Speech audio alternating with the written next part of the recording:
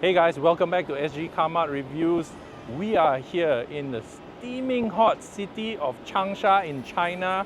It is like 36 degrees, but trust me, it feels more like 40 something.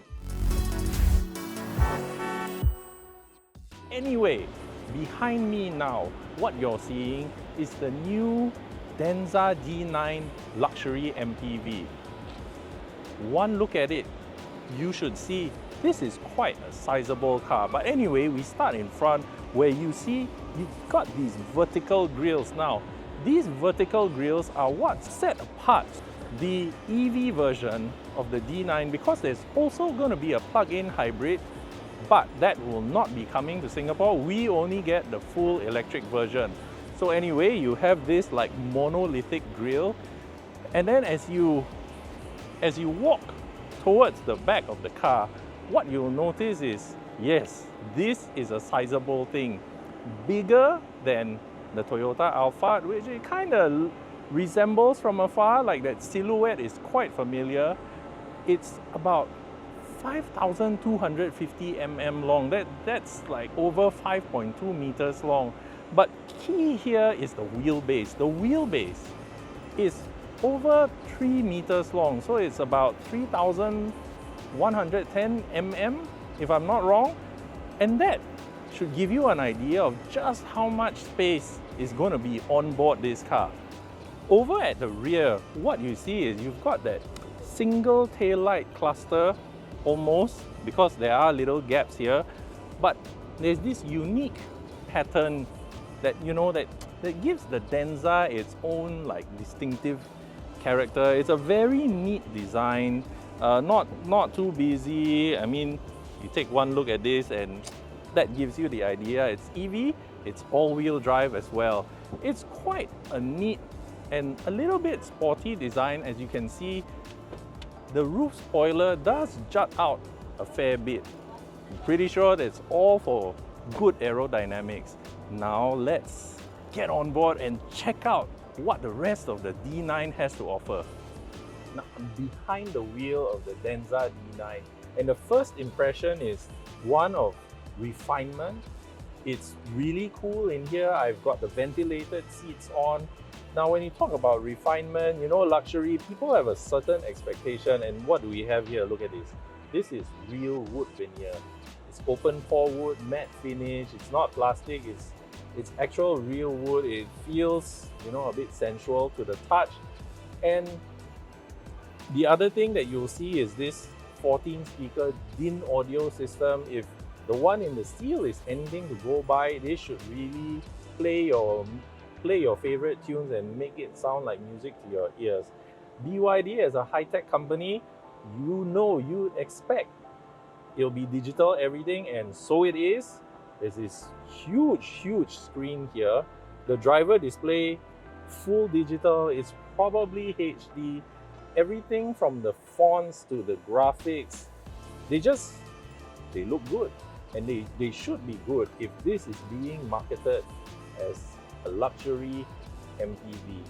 And the other cool thing about here is that although a lot of controls are concentrated in here, you actually find physical controls for, say, like the doors, so that you can easily, just glance down. Oh yeah, I want to open the door, and then the door opens. The seats themselves, they feel plush. The seat ventilation is working wonders. 36 degrees outside, but it's great in here. Now, come, let's go and check out the back where, the bosses will be riding. Here I am, comfortably ensconced in one of the two captain's chairs. Massive amounts of legroom in front of you. Just tap this and you get this nice airline style tray table, and it's not flimsy either. There's like a good heft to it. Look at the hinges. This is not cheap plastic, not at all. Over here you've got like a tablet like thing where you swipe up, and I have access to seat controls, because this comes with like 10-point massage, seat ventilation, different types of adjustment.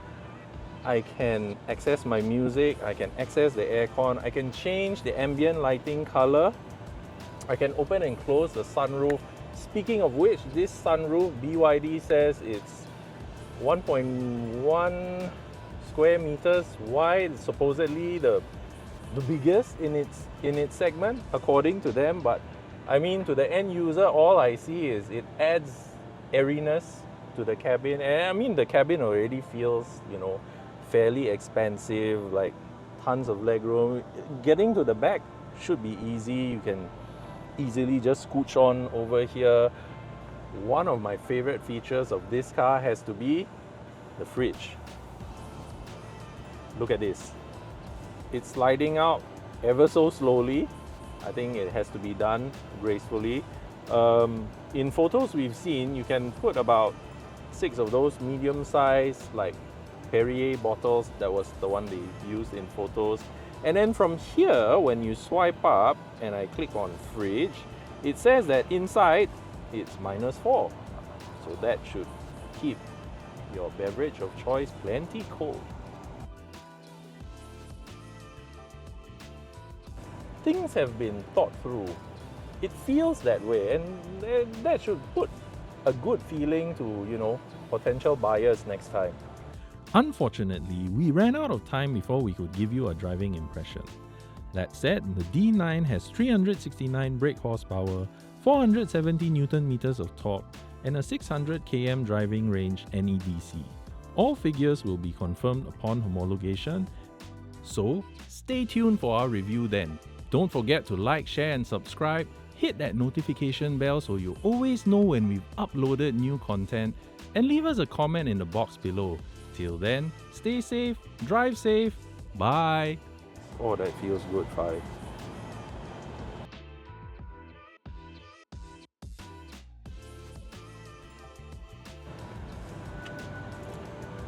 Here, I'm... What? Okay, do again. Why not?